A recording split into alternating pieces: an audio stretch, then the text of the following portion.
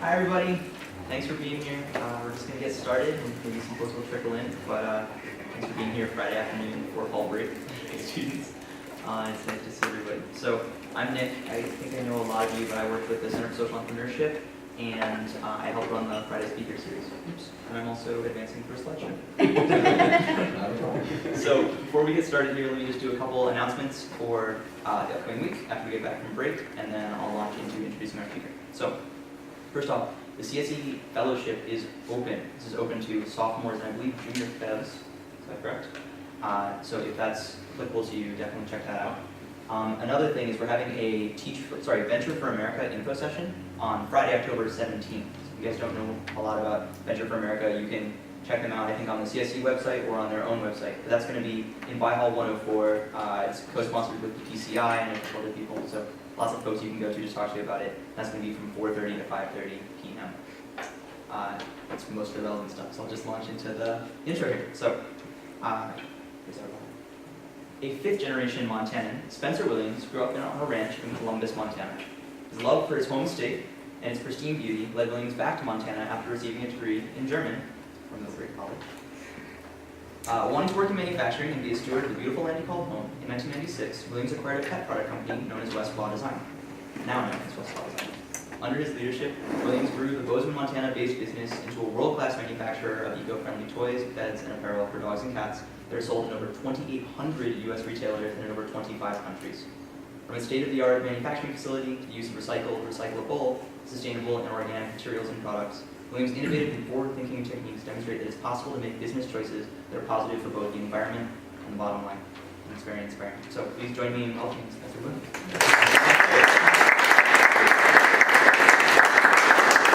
Thank you. Super excited to be here. It's a wonderful day in Vermont. Montana doesn't quite look like this. With all the colors and everything, it's just gorgeous. So happy to be back at Middlebury. Today I wanted to cover a few things that will hopefully just show you a little bit of the inside into West Paw Design and what makes us very unique. But also, more importantly, how business can be used as a force for good in the world. And so I wanted to share, as we go through this, I'm going to talk a little bit about West Paw Design, give you a little context for that. I'm going to also talk about something called the B Corp movement, something that we're really passionate and involved with. Certainly we'll have some time for questions too. So also in the audience, my wife Carrie is here. Not only is she also a mid-grad from the same year I was, but she's the inspiration for a lot of the work that I've done at my company. And so it's just really great to have us both be able to be here and participate today.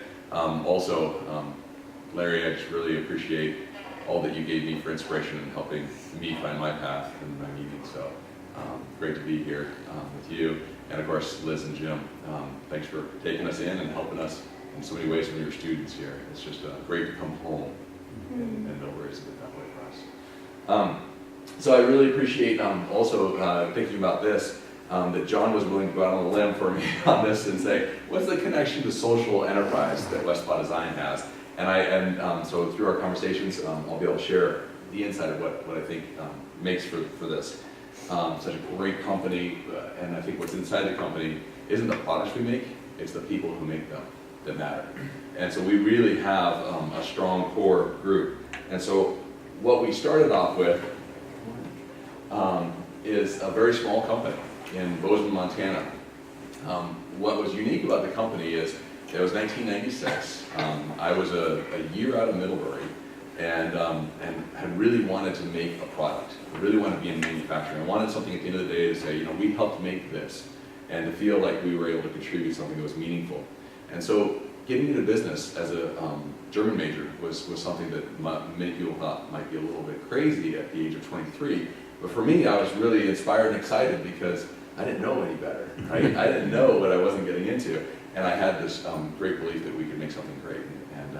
And so we started off with doing simple products. The products focused around cutting and sewing. So we did sewn toys, squeaky dog toys, catnip-filled cat toys. That was the beginning of the company. And I acquired that from a sewer who had started that company years before in her basement. And so I thought, oh, there's some potential there. The pet market's going to grow. And for me, Carrie and I, we loved animals. It was, for me, just the right fit of a company that I felt like, oh, we could make something that was fun. You know, we're not going to make toilet plungers. This is going to be meat. And so we really got into the idea of making people happy through what we made. But what I would leave you with as we start into this is just the question of, like, what's the purpose of my life in this work? And what's the purpose of the company? And is there a purpose that's far greater than the size of the company? And I think that there is. And so those are some of the things that maybe you can think about as we run through this.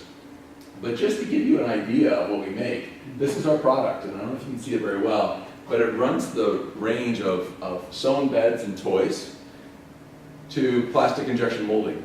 And so those are the two types of product lines that we manufacture. In our company, we have about 250 different products. When you multiply that by color and size, it's over 1,000. We manufacture 100% of these products in our factory in Bozeman, Montana. And I think that, again, something that's really unique in the world today is a company that calls themselves a manufacturer that actually makes the product. And for us, that's what our heart and soul is we make great product. We are very focused on sustainability. When we started off in 1996, you couldn't buy a head of organic catnip, or a head of organic lettuce, I should say, in Bozeman, Montana. But we use certified organic catnip in all of our cat toys. At that time, people thought, why? Why would that matter? What's with organic? So we've been a big proponent of sustainability in our products. We've also been a big educator. We think that our business can be a force for change through education as well. And so we create products that have more than just great value for the customer, but we create value for our customers through our great employees. These employees do things that are really innovative through their deep employee engagement. And what I mean by engagement is when you think about a company and you think about a manufacturer, you've got people in the offices who are designing and creating products or collecting the receivables or calling the customers, making the sales, right? But we got people who are actually cutting and sewing the toys, who care about how the product is made. We've got safety issues, we have machinery. Engagement across the company means these employees care and they drive for positive improvements in their work that benefits the company. And why do they care? I think it's because they have purpose. We try to really instill in our employees a sense of purpose. And so when we look at the values and the values that I bring into the company and how they create the company values are so important because they create through our actions the culture that we have in the company. And that culture is one about respect and kindness. Familial is a word that's often used. It's also about drive, passion, and continuous improvement. So when we look at engagement, I'll give you a couple of stories from this slide. Engagement can be going out and having a lot of fun with employees because they think it's important we go out and clean up a park because dogs aren't always cleaned up by their owners. Does that look like fun? It's a lot of fun. Why is it fun? Because these employees are the ones who said, you know what, this dog park's getting messy. Let's make the change happen. Let's be that change. Let's go have fun. And so they do those sorts of things to get out in the community. Another thing, if you look up here, you can't see it very well, but we create a product line that is zero waste. Injection molded plastics are not known to be zero waste. If you look at all the chairs we're sitting on, right, all the computers, there's a lot of wasted plastics. When we started injection molding, we couldn't figure out quite how to get from, say, 10% waste, which is the norm, down to less and less and less, down to zero. But you know who figured that out? It wasn't me, and it wasn't a scientist. It was somebody who used to work on a dairy farm for 12 years, and she got tired of working on a dairy farm. And she has a mechanical aptitude and a college degree that is what she needed to figure out, how can I take the scrap material, which is multicolored, and turn it into a new product so we have zero waste? Jane is the kind of person who sort of embodies that employee engagement in our company because she thinks we can do better. And it's not because anybody has said, here's your management by objective, your incentive to do better. No, we don't pay incentives in our company. The incentive is you get to be a part of this mission, you get to be a part of this purpose. That team figured out how to take that injection molded product line from 10% waste down to 5% waste, down to 2% waste, down to 0% waste since this March. That kind of engagement drives our company forward, helps us be successful in the marketplace.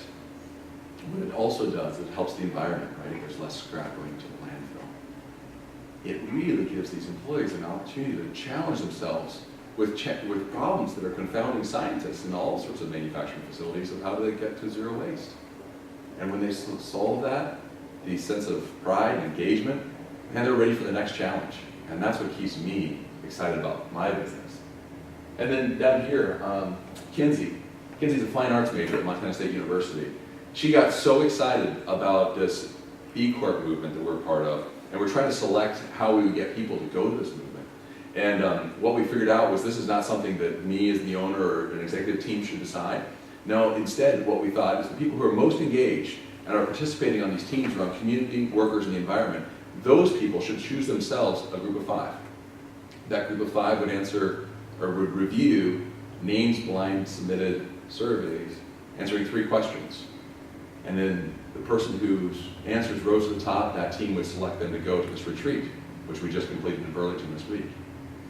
Kinsey got so excited about the process that she went off and painted the suitcase so that they'd have an old 1950s suitcase to carry with them to Burlington, Vermont, with the theme, of course, of a maple tree. And that kind of engagement is something we didn't ask this fine arts major who works part-time for us in shipping to do. She did it because she cares. She did it because people she liked were going to go to this conference.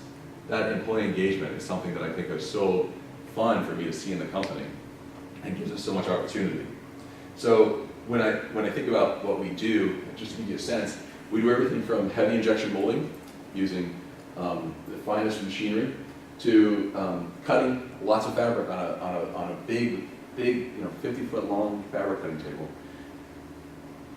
You can't read it, it says new guy, 22. That's his baseball shirt for our team. When he came aboard, that's what he chose, right? What's amazing is that 60% of our people on the production floor have college degrees. They choose to work for us because they find meaning in their work and they find challenge. Brendan, whose back is to us in this photo, is one of the guys who got to go to Burlington. And when he showed up and shared with Vermont Creamery, who's an amazing, engaged workforce, how we do engagement and financial literacy training and showing our financials to all of our employees, Vermont Creamery said, that's such a great idea. Can we copy what you're doing? Absolutely. That's what we're all about. Sharing our ideas so that people can do even further with their own businesses. And I think it's really neat. They didn't know Brendan was a production floor team lead on cutting. He shows up and he has answers to help another business. I think that's really powerful. Down here, we do a lot of fine sewing. You don't see this kind of sewing being done in the country today. And it's something that makes our people really, really proud because they get to do something that's really handcrafted at very high quality. And I think what really comes back to in our company is when I think about how these self-efficient teams are created, how people work in their teams, we came up with three letters that we think a lot about. We think about mastery, we think about autonomy, and we think about purpose. We call it MAP. When somebody has the opportunity to create their MAP plan, they know where their career can be going, and they know how they can contribute for themselves wholly in their lives to fill their own purpose, but also to fill the purpose of the business. And so when we think about how we can engage people around our values, right? So when our employees walk into the company, we're looking for a values match. We're looking for some sign that they could really add to our company's culture. And that overlay of the company values with the individual values creates a fit. And then we'll do a lot of training and education to help make sure we have all the skills necessary for them to succeed in the job. When we look at where our strategies come from, they come from our values, right? And I think that's no different than any other company. But what we figure out is that it has to also be connected to our vision. So at West Paw Design, we have a very simple vision, I think, one that's served us really well for a lot of years. Our vision is to be a transformative business leader, right, that unleashes our people's talents to create amazing pet products. And what we envision in the future is a definition of business success where business is successful both for people and the planet. And so when we look at how do we do all these things, we have to find people who really care and are aligned to our vision and our purpose. So I guess one of the things that I wanted to share with you that I think would be kind of interesting is this is a picture of the mountains around Bozeman. Our factory is about a mile from here. How did Middlebury liberal arts education serve me as I went into manufacturing? And why would that be interesting for me? And I think one of the things I've been talking a lot about is purpose, right? I really wanted to have a business that I could feel like was adding value. And I really wanted to figure out something that I could make. And as I mentioned earlier, making a pet toy seemed really fun. And so when I learned here at Middlebury a lot about thinking deeply and critically about what made me fuller, what helped me find my meaning and purpose, it was a lot of questions about what worked well for me, but also the questions about what didn't work well. Where was I not comfortable, and where was I comfortable? Where would I feel challenged and exhilarated? And for me, the liberal arts education was critical to unlock my critical thinking to say, I don't have a business degree. I've got a degree in liberal arts with German. I can figure this business out. And I knew that I could solve the problems that would come to me. And I didn't need the conventional education to do so. What I needed was that deep understanding of my purpose and what would give me the life that I was hoping to have, right? The life I wanted to live into. And for me, being back in Montana was critical. Being back in the sense of place that I had, this place where we could build this kind of company that could have a long-term history. And I hope, as I look at my future, it's 18 years of making pet toys. I don't know how much longer I'm going to do that, but I hope that company has a history that far exceeds my own. Because I think a lot of things that I do in my work is about trying to figure out the systems and the people that allow this company to function, right, and be successful without me. Because I think one of the things I find in business is it's bigger than me. My business should be bigger than me. It's about the people who work there. And one of the things that I find really, really hopeful is the impact that we've had in our networks and in our industry of showing people that you can be a successful business while benefiting your communities, the environment, and your workers. So for me, when I think about what's going on here at Middlebury, and I heard about all the innovation programs, looking at social entrepreneurship, I thought, gosh, I'm so glad Middlebury's a leader in this area. Because those are the kind of programs that if I were a student, I might have wanted to be a participant in. I'm also grateful that I was able to figure out my own path, and in doing so, able to create a business that I think has a lot of value. The interesting thing I wanted to share with you now is about the B Corp movement. Because, as I mentioned, bigger than my purpose, bigger than my company's purpose, is a movement's purpose. And the B Corp movement is using the force of business to create positive change in the world. And these are successful businesses, right? These are businesses that are driving to be both profitable and beneficial. It fit us to a T. When we learned about the B Corp movement, we immediately went through and now said, why wouldn't we do this? Why wouldn't we want to jump into this? And after a while, it came to the idea that we should jump in and do this assessment and figure out if we were the kind of company who could succeed in this team, in this group. So let me tell you a little bit about, so in 2000, well, let's say, 2008, 3 Stanford friends got together. They had been at university together, and they had gone off and done successful careers. When they came back together, they realized after they had made some money doing their things, that business just wasn't doing it. It just wasn't being able to live in their values in a way in those businesses that they could really see positive change. And they were the ones who then created the first organization that helped to assess independent companies and created this organization called B-Lab. B-Lab is the nonprofit behind this movement, and what they're doing is using and assessing all businesses to see if they can really measure what matters. If they can figure out how they, as a company, are impacting the environment, their workers, or their societies in a positive way. And so we jumped in on this, and it's really taken off. We're over 1,100 B Corps that have been certified worldwide now. We just had our annual retreat up in Burlington. And what was really neat is that the U.S. Labor Secretary, so Thomas Perez, cabinet level member, right, came to Burlington yesterday. He is so fired up about how B Corps are going to change the world of business that he wants to figure out how we can scale quickly. 1,000 awesome companies is a great start. We need millions. How do we go from that? We need a lot of partners. And when the secretary was talking, I mean, he was talking about things that are near and dear to our hearts. He was talking about trying to change the business community so that there is never the case where there's discrimination, be it gender, sexual orientation, right?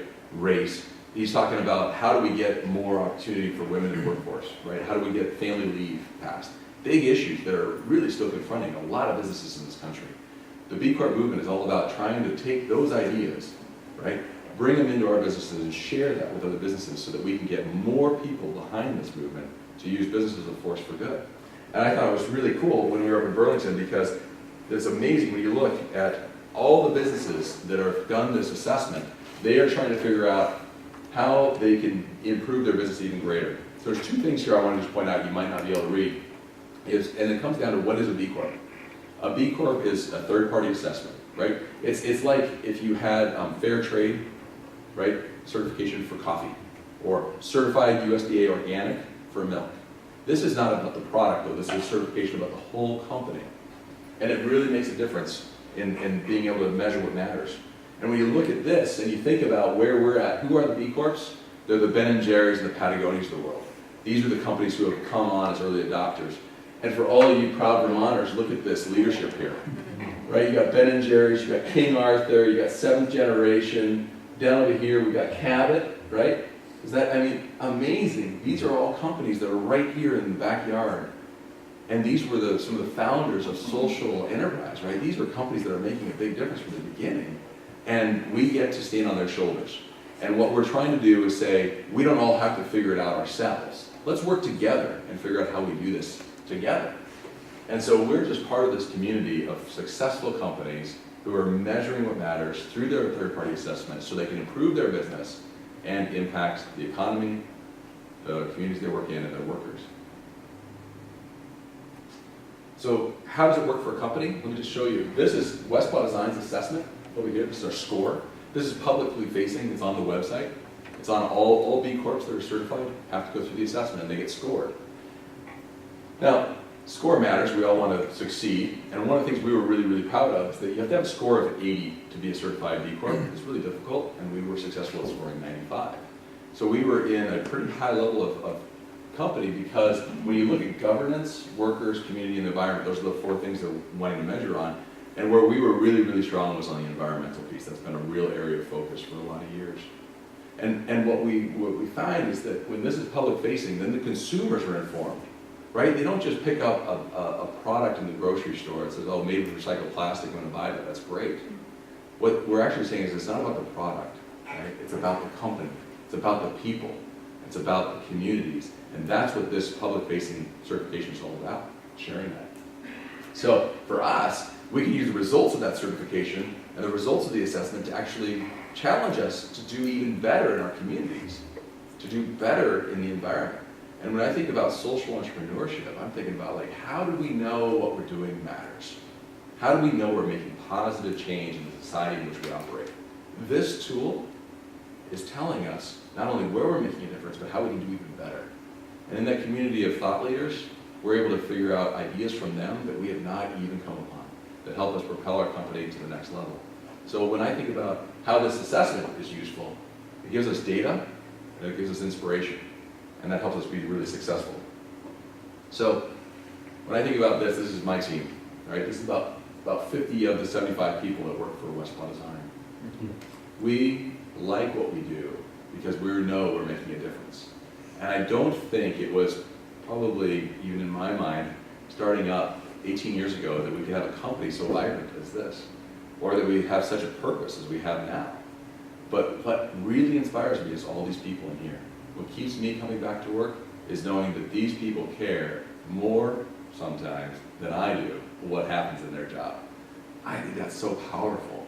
They know they're making a difference in their community, they know they're making a difference in the environment, they know they're making a difference with each other. And I think that this is what business is about. It's about the people. For us, we want to have a company that's driven by the people, has a vision for the people, and it is also affecting other people. So that's why today I wanted to share not only about West Paw Design and what we've done, but I wanted to share with you about the B Corp movement. Because I think it's super important to really support this network by the products and services we all buy and help to educate other businesses about it. Because it can help them be more successful and it can help to really change the world in which we live.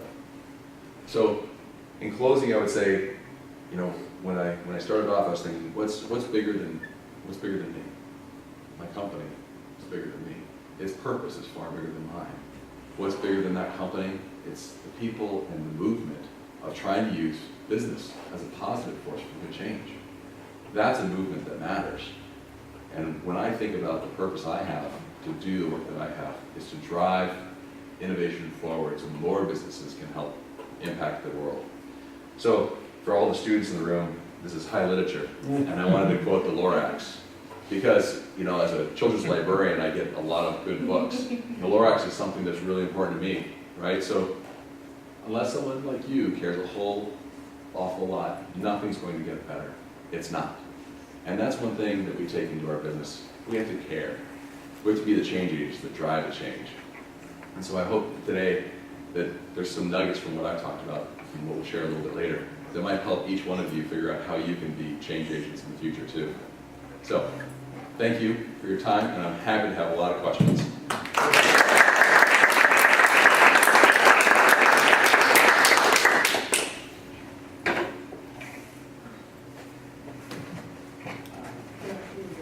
Oh, do you want me to show that? Yeah. Okay.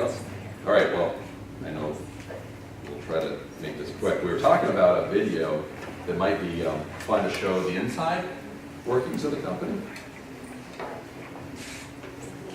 And I will see if I can find it real quick.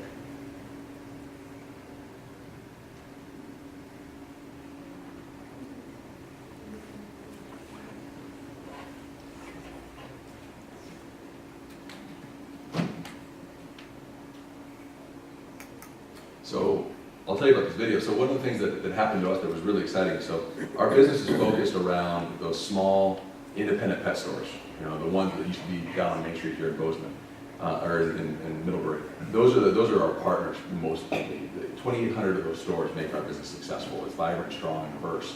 But we also have to work with some larger companies, and one of those companies that we get to work with is Petco. And we work with them not in their big stores, but in their small, more boutique shops. And the reason we do that is because we want to really get to customers who care about quality, care about environmentally friendly products, and that's a place where they tend to shop. What was really, really neat for us was there was an opportunity for Petco to be their first company featured on their Loyal to Local.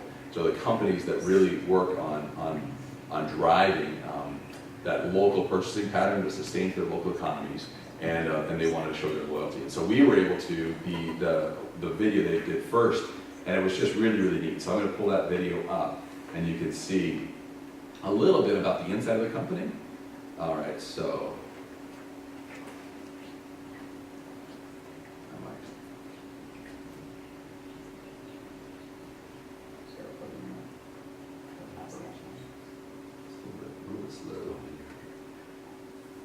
So while you're doing that, can I ask you a quick question? Absolutely. So do you have a stronghold here or a foothold here in the East Coast? So the East Coast has generally been our strongest market, It is. Okay. which is kind of unbelievable because, you know, Montana is a long way away, and shipping costs are always an issue. But we've had tremendous success in Manhattan, Boston, up and down the East Coast has been our strongest market, even stronger than California. Mm-hmm. So number one for us is the upper East Coast for sure. And we found ways to continue to grow through exports as well. And exports has been a real great opportunity for us because what we have is the opportunity to get into new markets with product and expand. The European pet market is now larger than the United States. And so a couple years ago we set up a warehouse in Rotterdam where we could then ship our goods from Montana to Rotterdam, and then from Rotterdam out to our distributors in Europe. And that's been a growing area for us that's really neat. So Is this not working for you? I'm not finding it real quick so we can. You're not finding the video? Okay. All right, yeah, we can just, we'll send it around. Yeah. Yeah.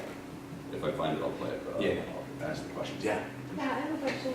You said that you focus a lot on having your products in like small boutique type like pet shops. How do you, or I don't know, have you considered or like how do you expand your market out to people who maybe like people who maybe aren't thinking about the environment as much? Like I feel like a lot of people who go to small boutiques are like already very involved with that. Like how have you tried to reach out to people who maybe haven't thought of the idea of the environment? question, one that really challenges us right now. I've been friends with the CEO of King Arthur for several years. I owe that friendship actually to a cookbook given to us by Amy and Larry years ago. And because they have such amazing practices, I reached out to him through a friend, and we built a friendship. And he had told me about their company's challenge with growth. And he said it really simply. He said, for King Arthur to think that there were certain outlets that were not appropriate for us to be selling our flour into was to deny their potential customers with amazing flour. And that's been sitting with me for about a year. And the reason it sits so heavy with me is that there's a lot of people in our industry who feel like selling to the PetSmarts of the world is to sell out. To sell to a company like Tractor Supply is not maybe in line with our values or something like that. And I think that's really an important question to be asking. And we actually have with all of our customers a values assessment that we go through before we take a new customer on. So we try to see how they align to our values and where they might not, so we can sometimes decline a customer.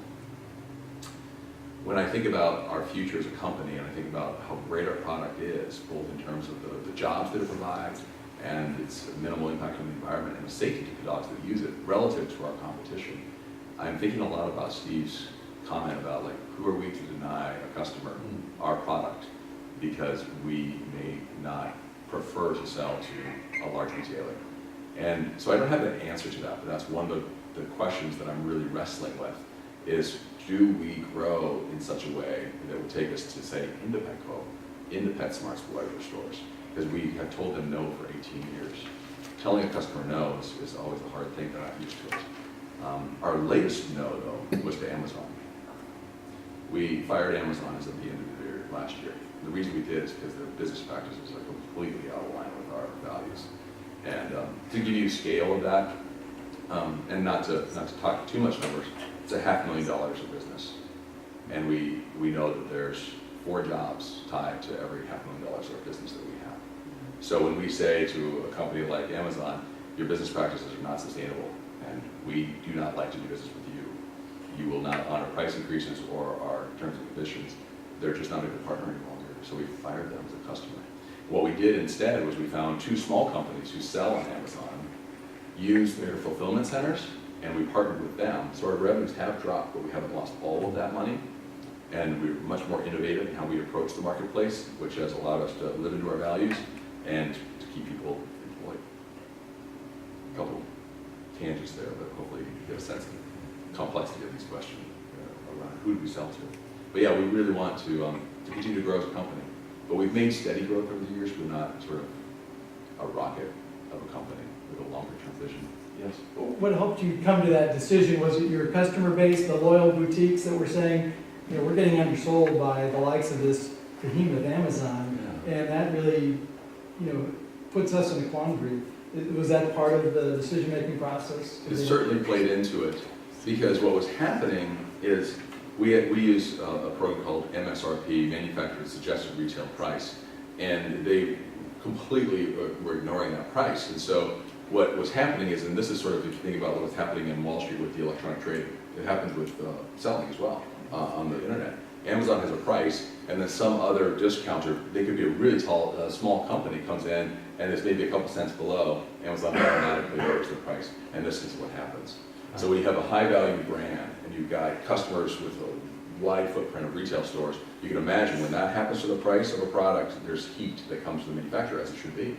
And so we did have to factor that in. Amazon had then agreed to a higher price, but for one of the, I mean, just as an example, what really did it was just their unsavory practices to us and our team. And when we work with companies, we're really partner. We're a small team, you know, of individuals, so we know our customers intimately. And there's a email that had gone out notifying of a price increase 90 days before that price increase went into effect. Globally, it took about 6 months to put that price increase in until we had everybody. 18 months after that email, Amazon still refused to ever answer one email about the price increase. However, if we sent an email about, like, we're looking for your invoice, they would reply immediately. So they are under very clear direction to not respond. So think about just not communicating, being directed to not communicate with your partner in the supply chain. It was just really difficult to have that happen. And so from a profit standpoint, we realized selling to them at these old prices 18 months later was not going to be something we wanted to continue to do. But the lack of professional communication, the lack of honoring human communication really was the final straw.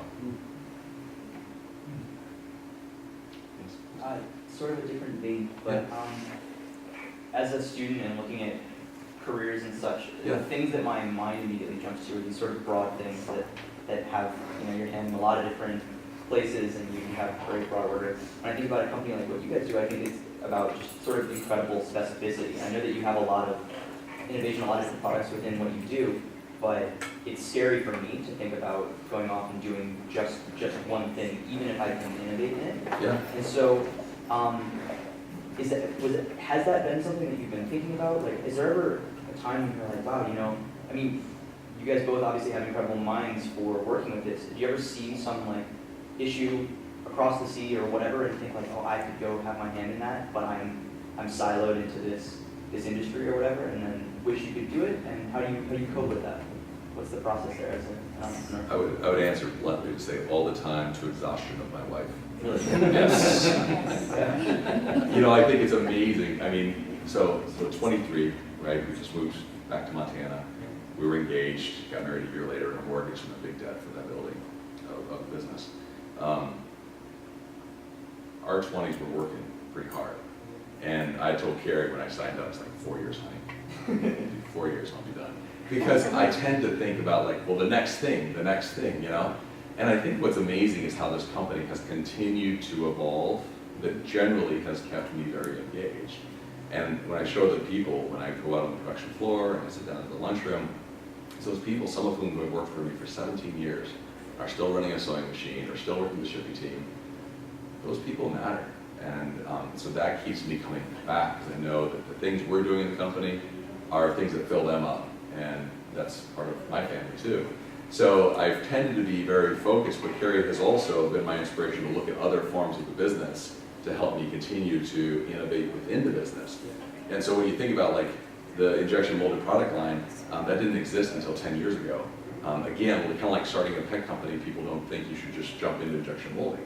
Generally a bad idea, but figured other people have done it, we could figure it out, and I found some people to help me along the way. And so that gave me, again, another product line to innovate in and to think about and to be challenged.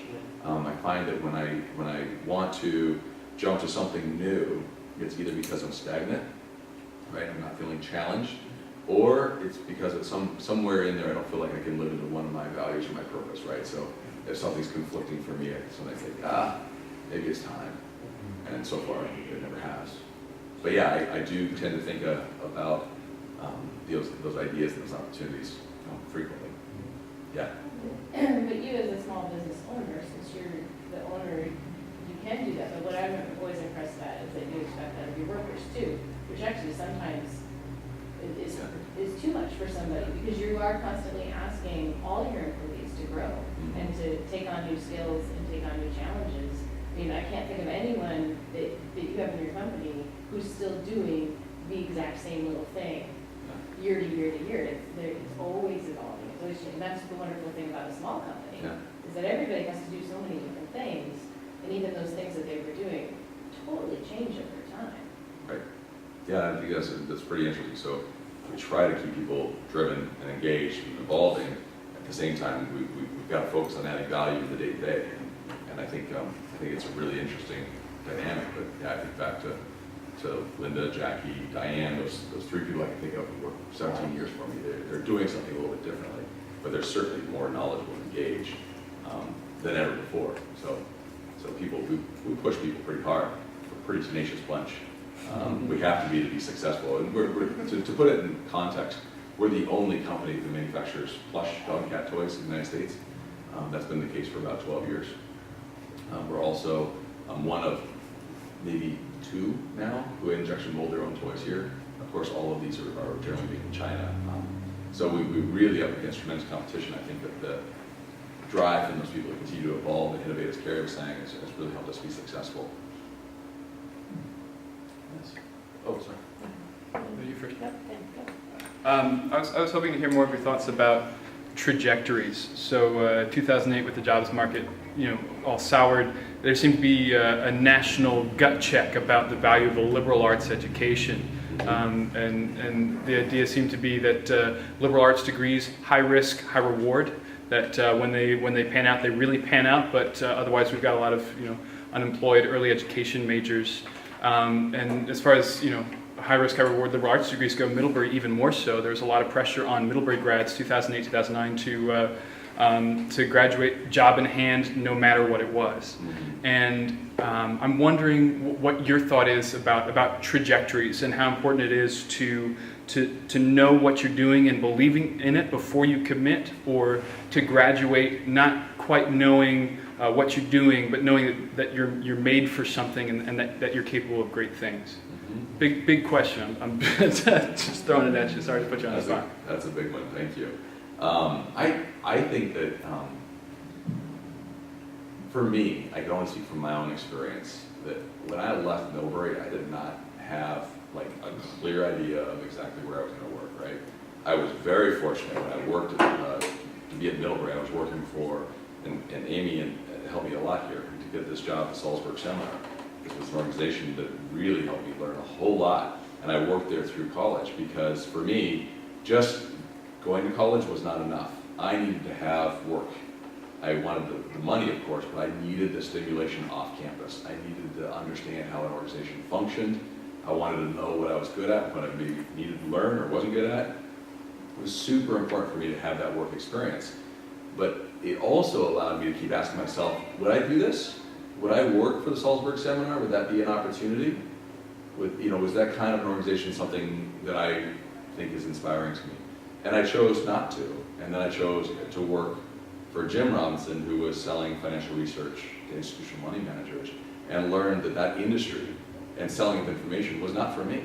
So my experience was often learning what not to do rather than what to do. But by asking deeply the questions that I think we're all challenged with here in the liberal arts, is like, what is your meaning of a life well lived? What's your purpose? And for me, I could not see myself doing some aspects of those jobs ever again. And so it challenged me to say, not this, but then what? And that created a lot of opportunity for me. So I just think that as students feel that pressure to get a job, convert that liberal arts education to something, I just ask the question, what are you trying to convert it to? Is it a big salary? Is it purpose in life? Is it connection with others? Is it driving social change? And if you sort of answer those questions, then I think the opportunities present themselves. At least that's my belief. And I think we have a tremendous network of people who have come from Middlebury or are associated with it to help us along that way. But you have to believe in what you're trying to do. And I'll just say, for years we started a company. Money has never been our objective, and we've never had those big salaries a lot of our colleagues who left Middlebury did other really high-paying jobs had. But what I have is a company of people that I care about and a business that has a purpose. And I think that's awesome. So, did that answer your question? Better than I could hope, yeah. Okay. Please. So that's a perfect segue to what I was going to ask you. So as a career advisor, I work with students and introduce them to the B Corporation, through the advising that I do. But one of the questions I would ask you is, if you were able to come now and think of your education here in a liberal arts setting, Yeah.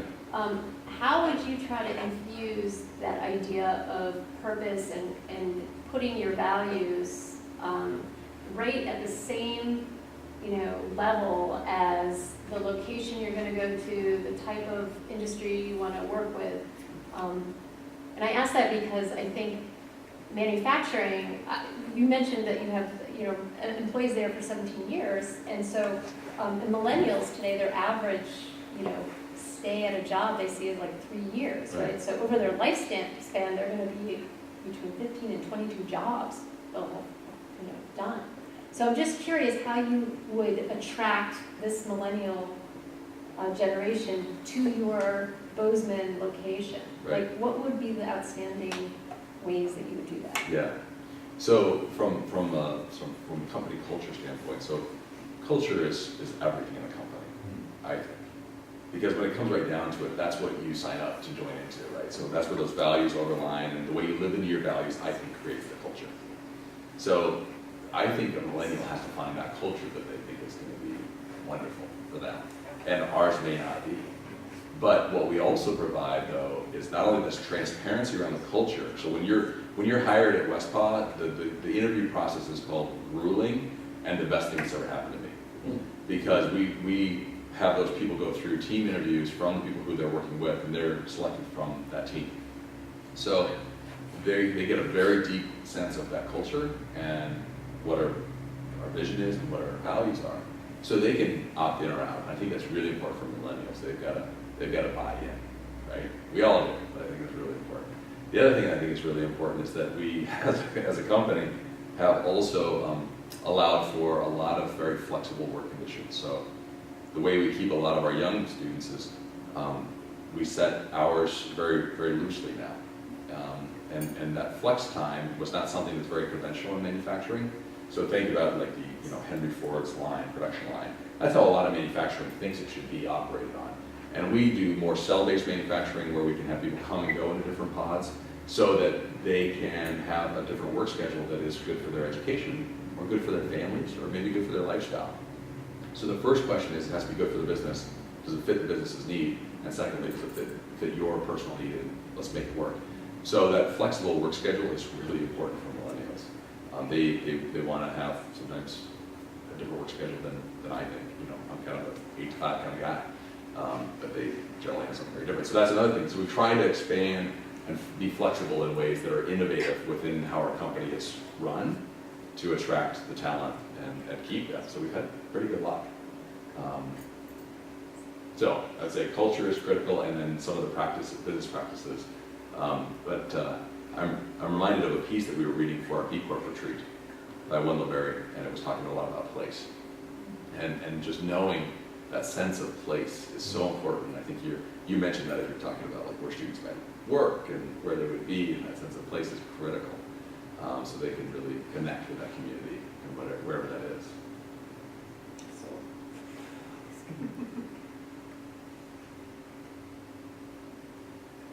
Awesome. Well, if there are no more questions, thank you so much. Yeah. Yeah.